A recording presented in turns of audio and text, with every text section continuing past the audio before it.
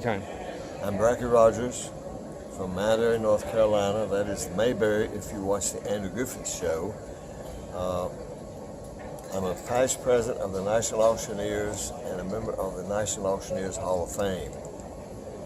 In our operation for 53 years, my wife and I started this business in 1964, and she and I were the two only people, of course, to start. And now we have 25 people that are making a living, so we're growing and being blessed. We do auctions in 21 states, and I have a grandson who does a lot of heavy equipment for some of the big-time auction companies like Ritchie Brothers and so forth, Dustin Rogers. He is third generation. He works in several foreign countries, England, Ireland, Spain, Australia, actually all over the world. So we're blessed people, and we do a lot of government work, a lot of U.S. bankruptcies, a lot of U.S. attorneys, and a lot of U.S. marshal sales, several banks, and we've worked for 12 government agencies, IRS, U.S. Marshal, as I mentioned earlier, and a lot of good sales with a lot of government agencies and a lot of good people. So when I think of you guys, the first thing that comes to mind is family.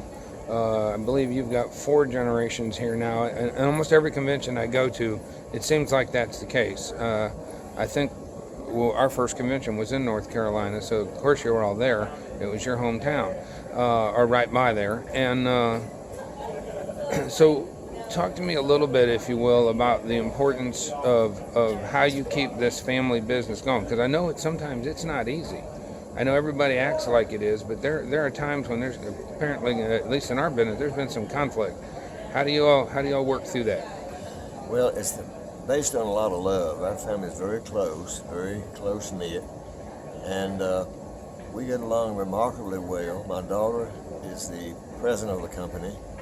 I'm chairman of the board. My son, Dustin, my son, Mark, Dustin's father, is he's the secretary-treasurer, and his wife, Deidre, is the vice president.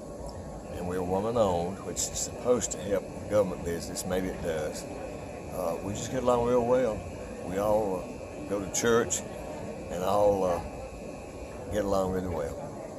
So now you talked about government business. Let's talk about that for a minute. So a lot of the people who come and look at this website, freeonlineauctionschool.com, are newer. So let's take that new guy or girl who just got into business. Maybe they haven't gone to auction school yet. Maybe they have. Let's assume they're in their first 3-4 years of business, and they would like to get into government work. Then, what would be 3 things that they should do? What are some pointers for them? Well, for one thing, they should go to some of the schools for designations with NAA. That's a whole different level of expertise, and you gain so much with your peers, and they would learn from them. They would learn a lot by taking these different courses, and getting into government work is not easy. So, and that has a lot to do with whoever's in the White House, to be honest with you, because some of our political people outsource and some do in-house, I think. But the outsourcing is the best because you're usually professionals in the field to do the sales who know what they're doing. The others are just on the payroll. So we've done a lot of visiting in Washington, and I've been chairman of the National Government Affairs Committee for 2 years. And with that, you make contacts, contacts make contacts, and contacts make contacts. And these people just getting into the business. You don't need to start trying to get government business to start with. You just start low-key, work with, maybe even with some other auction company. It's because it's hard to start a new auction company when you're competing against somebody who's been in business 20 or 30 years. You get experience there. You may even want to help them and not charge them anything just to get some experience and some exposure. You need to start with maybe getting some estate work from the local lawyers, people like that. They are good at getting you started, and that's usually where we got started. Okay.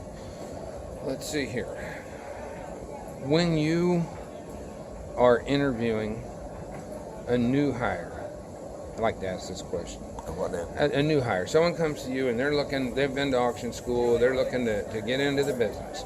Now, my experience has been a lot of people think the first thing that they're going to do is walk in and you're going to hand them a microphone and you're going to put them on the stage and let them be up front. Then pay some money.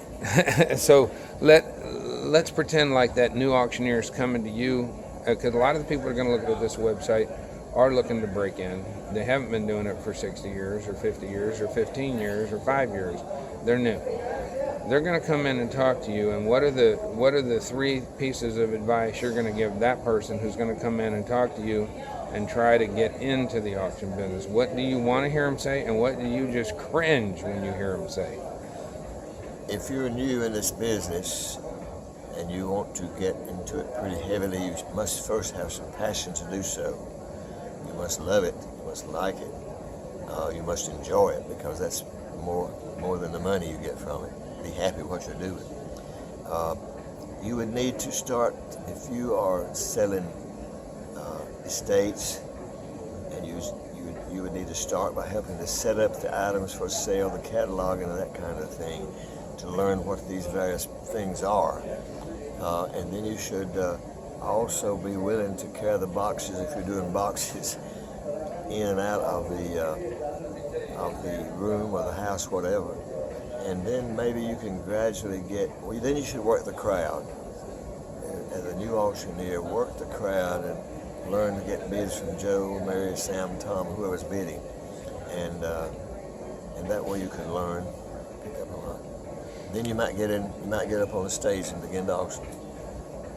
And it's funny because you come up with the same answers I would, but it's different when you say it than if I say it. You know. Start here. Yeah.